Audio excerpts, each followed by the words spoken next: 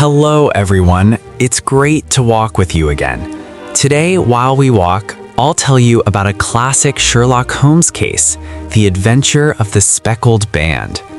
This story has everything: an eerie atmosphere, a mysterious locked room death, and a bone-chilling twist. A terrifying plea. The case begins early one morning at Baker Street. A woman named Helen Stoner arrives at Baker's store in a state of absolute terror. She reveals that 2 years ago, her sister Julia died mysteriously right before her wedding day. With her final breath, Julia could only gasp out, "It was the band, the Speckled Band." The setting: a gloomy estate. Helen now lives with her stepfather, Dr. Grimesby Roylott, a violent, bad-tempered man who keeps exotic wild animals from India, like a cheetah and a baboon. Recently, as Helen's own wedding approached, her stepfather suddenly forced her to move into the very room where her sister died, claiming house repairs.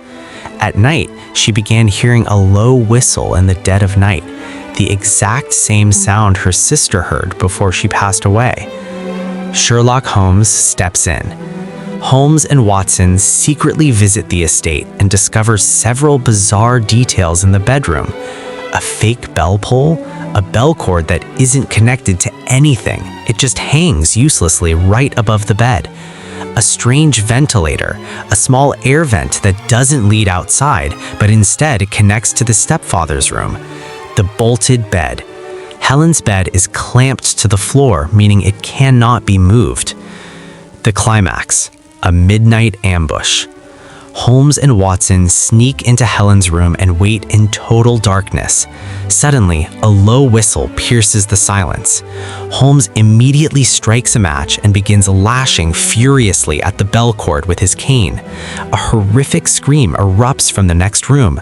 When they rush in, they find Dr. Roylott dead in his chair. Wrapped around his head was a speckled band. It was a deadly swamp adder, one of the most poisonous snakes from India. The explanation. As they travel back to London, Holmes explains the sinister plot. The motive: Dr. Roylott wasn't mad, he was calculating. According to his late wife's will, if the daughters married, he would lose a huge portion of his inheritance. To keep the fortune, he had to eliminate them before their weddings. The weapon: he used a swamp adder. Its venom was undetectable by the medical exams of that time, leaving only 2 tiny puncture marks. The method: he trained the snake to crawl through the ventilator and down the bell pull onto the victim's bed. Since the bed was bolted down, the victim was always in the perfect position for the snake to strike. He used the whistle to call the snake back, rewarding it with a saucer of milk. On the night of the ambush, when Holmes struck the snake, it turned back in a rage, crawled through the vent, and attacked the first person it saw, the doctor himself. And with that victory, our walk ends here.